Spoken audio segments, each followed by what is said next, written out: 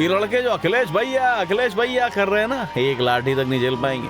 Party को इस स्तर पर लाने के लिए हमने खूब लाठियां खाई हैं। जो आदमी बड़ा नहीं सोच सकता वो बड़ा नेता नहीं बन सकता। ये नेता कौन था? राजनीति कौन सी थी? ये दिन कौन से थे? दोस्तों, ये नेता वही था जिसकी वजह से आज तक सोनिया गांधी कभी प्रधानमंत्री नहीं बन पाई। ये वो नेता था जो पहलवानी के अखाड़े से लेकर राजनीति के मैदान तक में अपने राइवल्स को चित करने में माहिर था।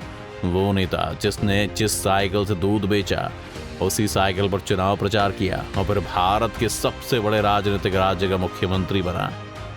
और खास बात तो ये है कि इस नेता को जो लोग नेताजी के नाम से जानते हैं और नाम है मुलायम सिंह यादव, उनकी तबीयत एक लंबे वक्त से साथ नहीं दे रही थी और इसी के चलते वो अस्पताल में भर्ती थे। और अब नेताजी हम सबके बीच नहीं रहे हैं। मुलायम सिंह यादव की जिंदगी एक ऐसे नेता की जिंदगी है जो आज की राजनीति में नहीं देखने को मिलती। तो चलिए एक बार इनकी जिंदगी के सफर पर चलते हैं। मास्टरी, राजनीति और पहलवानी। इटावा के सैफई गांव में जन्मे मुलायम सिंह यादव का शुरुआती जीवन इस जिले के आसपास गुजरा। छोटी उम्र में वो पहलवानी में उतर गए और बहुत जल्दी वो मशहूर पहलवान भी बन गए। उनका सबसे मशहूर दांव था चरखा। पहलवानी के साथ साथ उन्होंने इटावा के के कॉलेज से बीए और बीटी की डिग्री ली। उसके बाद वो लोहिया के समाजवादी विचारधारा के संपर्क में आए और छात्र संघ के अध्यक्ष भी बने। लेकिन शुरू से देखें तो उनके राजनीतिक जीवन को हवा तब मिली जब वो महज 14 साल के थे। उस समय लोहिया ने सिंचाई शुल्क में बढ़ोतरी के खिलाफ आंदोलन चलाया था और मुलायम उस आंदोलन के लिए पहली बार जेल भी गए। इसके बाद से वो लोहिया के और करीब आते गए। डॉक्टर लोहिया ने तब तक संयुक्त सोशलिस्ट पार्टी बना ली थी। मुलायम सिंह यादव उस पार्टी के सक्रिय नेता बन चुके थे।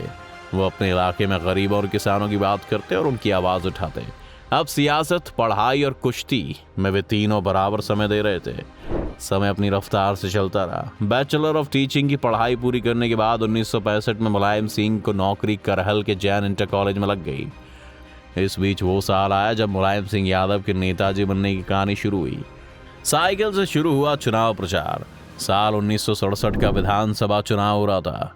मुलायम के राजनीतिक गुरु नत्थू सिंह तब जसवंत नगर के विधायक थे। उन्होंने अपनी सीट से मुलायम को मैदान में उतारने का फैसला किया। इसके लिए उन्होंने लोहिया से पैरवी की और उनके नाम पर मुहर लग गई। मुलायम सिंह जसवंत नगर विधानसभा सीट से सोशलिस्ट पार्टी के उम्मीदवार थे। नाम की घोषणा होते ही मुलायम सिंह चुनाव प्रचार में जुट गए। तब मुलायम के पास प्रचार के लिए कोई संसाधन नहीं था। ऐसे में उनके दोस्त दर्शन सिंह ने उनका साथ दिया। दर्शन सिंह साइकिल चलाते और मुलायम कैरियर पर पीछे बैठकर गांव-गांव जाते। उनके पास पैसे भी नहीं थे। ऐसे में दोनों लोगों ने मिलकर एक वोट एक नोट का नारा दिया। वो चंदे में 1 रुपया मांगते और उसे ब्याज सहित लौटाने का वादा करते। इसी बीच चुनाव प्रचार के लिए उन्होंने एक पुरानी एम्बेसडर कार खरीदी। गाड़ी तो आ गई, लेकिन अब समस्या थी उसके लिए ईंधन यानी तेल की व्यवस्था कैसी हो। वो दौर अभावों का दौर था दोस्तों। लोगों के मकान जरूर कच्चे थे पर दिल तब लोगों के सच्चे थे। गांव के लोगों ने फैसला किया कि हम हफ्ते में एक दिन एक वक्त खाना खाएंगे। उससे जो अनाज बचेगा उसे बेचकर एम्बेसडर में तेल भराएंगे। मुलायम की लड़ाई कांग्रेस के दिग्गज नेता हेमवंती नंदन बहुगुणा के शिष्य एडवोकेट लाखन सिंह से था। लेकिन जब नतीजे सामने आए तो सब चौंक गए। सियासत के अखाड़े की पहली लड़ाई मुलायम सिंह जीत गए और सिर्फ 28 साल की उम्र में प्रदेश के सबसे कम उम्र के विधायक बने और यहां से मुलायम सिंह जी नेता हुए। लेकिन उनके सफर में मुश्किलें अभी भी थी। जब उनकी इस पहली जीत का जश्न उनके गांव सैफई में मनाया जा रहा था तो वहां गोली चल गई। लेकिन मुलायम सिंह नाटे कद के थे इसलिए बच गए और गोली उनके पीछे खड़े एक लंबे आदमी को लगी। फिर 12 नवंबर 1967 को डॉक्टर लोहिया का निधन हो गया और इसके बाद समाजवादी आंदोलन कई तरह से बिखरने लग गया। और तो 1969 का विधानसभा चुनाव भी नेताजी हार गए। अब मुलायम सिंह भले ही चुनाव हार गए थे पर पूरे क्षेत्र पर वो अपनी पकड़ मजबूत बनाते चले गए। उसी समय चौधरी चरण सिंह किसानों के बीच एक मजबूत ताकत के रूप में उभर रहे थे। मुलायम सिंह संयुक्त समाजवादी पार्टी का दामन छोड़कर भारतीय क्रांति दल में शामिल हो गए और अगला चुनाव इसी के टिकट से जीते। धीरे धीरे मुलायम सिंह का राजनीतिक कद बढ़ता गया। तब उनकी गिनती राष्ट्रीय नेताओं में होने लगी थी। मुलायम सिंह के पीछे उनकी समाजवादी पार्टी भी जल्द ही चौधरी चरण सिंह की शरण में आ गई और दोनों पार्टियों के विलय से जो नया दल बना उसका नाम था भारतीय लोक दल, जिसके बाद जब आपातकाल लगा तो बाकी विपक्षी नेताओं की तरह ही मुलायम सिंह भी जेल गए। आपातकाल के बाद हुए चुनाव ने भारतीय राजनीति को पूरी तरह से बदल दिया था और इसी के बाद चुनावी समीकरण में ऊंची जातियों का वर्चस्व भी टूटने लगा। चुनाव के बाद यूपी में मुलायम सिंह ने पहली बार मंत्री पद की शपथ ली। उन्हें सहकारिता और पशुपालन विभाग मिले। पशुपालन और उनकी जाति को लेकर उनका मजाक भी बनाया गया, लेकिन मुलायम सिंह को पता था कि ये पहली सीढ़ी उन्हें बहुत ऊपर लेके जाएगी। मंत्री बनते ही उन्होंने सहकारी बैंक की ब्याज दरों को 14 से घटाकर सबसे पहले 13% किया और फिर 12% कर दिया। उन्होंने सहकारिता की ताकत को पहचाना और उसे अपनी राजनीति से जोड़ा, लेकिन जनता पार्टी का प्रयोग बहुत ज़्यादा नहीं चला। उनकी सरकार गिर गई। उसके बाद कांग्रेस की सरकारें आ गई, मगर चौधरी चरण सिंह के नेतृत्व वाली पार्टी के अंदर मुलायम सिंह लगातार मजबूत होते गए। चरण सिंह के निधन के बाद उनके बेटे अजीत सिंह पार्टी पर काबिज होना चाहते थे। मुलायम सिंह ने इसका विरोध किया और पार्टी 2 गुटों में बट गई। इस तरह से ये वही समय था जब मुलायम सिंह ने खुद को बड़ी जिम्मेदारी संभालने के लिए तैयार कर लिया था। इसी दौरान वीपी सिंह ने कांग्रेस से विद्रोह कर अपना जनमोर्चा बनाया तो मुलायम सिंह जनता दल में पहुंच गए, क्योंकि प्रदेश की राजनीति और विधायकों पर मुलायम सिंह की पकड़ ज्यादा मजबूत थी।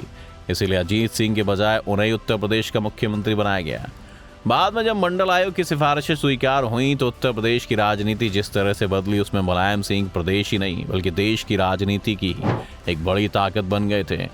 हालांकि मुख्यमंत्री के तौर पर उनका ये कार्यकाल तकरीबन 1.5 साल का ही रहा। इस पूरे दौर में एक स्थायी चीज ये रही कि मुलायम ने हमेशा भाजपा के राम मंदिर आंदोलन की आलोचना की। यही वजह है कि जब अयोध्या पहुंचे कार सेवक उग्र हुए तो सरकार ने उन्हें नियंत्रित करने के लिए उन पर गोली चलवा दी, जिसमें 5 कार सेवकों की मौत हो गई। लेकिन काफी आलोचनाओं के बाद भी वो डिगे नहीं। कुछ वक्त बाद जनता दल भी टूट गया, लेकिन तब उन्होंने मंडल लागू करने वाले वीपी सिंह के साथ जाने के बजाय चंद्रशेखर को समाजवादी जनता पार्टी यानी सजपा में जाना बेहतर समझा। लेकिन उनका ये साथ लंबा नहीं चला। राम रथ पर सवार होकर जब भाजपा सत्ता में आई और कल्याण सिंह मुख्यमंत्री बने तो प्रदेश विधानसभा में सजपा के सदस्यों की संख्या महज 24 थी, पर इस संख्या के बल पर वे राज्यसभा में 1 सदस्य भेज सकते थे।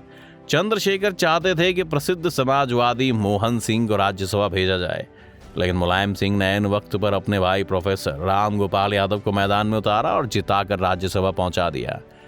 इसी का साथ भी सजपा टूट गई और उन्होंने जो नई पार्टी बनाई उसका नाम था समाजवादी पार्टी और चुनाव चिन्ह था साइकिल। इस बीच बाबरी मस्जिद विध्वंस के बाद जब कल्याण सिंह की सरकार को बर्खास्त करके राष्ट्रपति शासन लागू किया गया तो मुलायम सिंह ने अपनी सक्रियता बढ़ाई। साथ ही उन्होंने काशीराम की बहुजन समाज पार्टी से भी गठजोड़ कर लिया। चुनाव में इस गठजोड़ से आसानी से सत्ता हासिल कर ली। ये कार्यकाल पिछले से भी कम रहा और बसपा ने समर्थन वापस ले लिया। बाद में मायावती ने भाजपा के समर्थन में सरकार बना ली। इस बीच मुलायम लोकसभा पहुंच गए, जहां देवगौड़ा सरकार में उन्हें रक्षा मंत्री बना दिया गया। ये सरकार जब गिरी तो मुलायम सिंह यादव का नाम प्रधानमंत्री पद के लिए भी चला, लेकिन लालू यादव और कुछ दूसरे नेताओं के विरोध के बाद वे देश की सत्ता के शिखर पर पहुंचने से रह गए। जब सोनिया गांधी को नहीं बनने दिया था पीएम 1998 में, जब महज 1 वोट से अटल बिहारी वाजपेयी की सरकार गिरी तो सोनिया गांधी को लग रहा था कि वो प्रधानमंत्री बन सकती हैं। वो राष्ट्रपति KR नारायण के पास पहुंची और सरकार बनाने का दावा पेश किया। उन्हें शायद उस वक्त अंदाजा नहीं था कि ऐसी राजनीति है जहां पर कौन सा मोहरा कब पलट जाए कोई नहीं जानता। यहाँ भी ऐसा ही हुआ और ऐन वक्त पर मुलायम ने सोनिया का साथ देने से इनकार कर दिया। हालांकि अटल की सरकार गिराने में वो इनके साथ थे, लेकिन उन्होंने सोनिया के पीएम बनने का समर्थन नहीं किया और सोनिया अपना मन महसूस कर रह गई और आज तक उनका ये सपना ही रह गया। वहीं 2003 में मुलायम सिंह बसपा को तोड़ने और निर्दलीय विधायकों के समर्थन में सरकार बनाने में कामयाब हो गए। वो उस समय लोकसभा सदस्य थे और जब उन्होंने गुन्नौर से विधानसभा चुनाव लड़ा तो वो रिकॉर्ड मतों से जीते और उनका सबसे लंबा कार्यकाल था। इसके बाद 2012 में चुनाव में जब उनकी पार्टी को पूर्ण बहुमत मिला तो उन्होंने बागडोर अपने बेटे अखिलेश को सौंप दी और उसके बाद से तो उनकी पार्टी ने जो उतार चढ़ाव देखे वो तभी खबरों में छा ही रहते। खैर, आपको नेताजी का कौन सा दांव सबसे अच्छा लगा हमें कमेंट करके जरूर बताएं। वीडियो अगर आपको पसंद आई हो तो लाइक और शेयर करें और चैनल को सब्सक्राइब करना भी ना भूलें।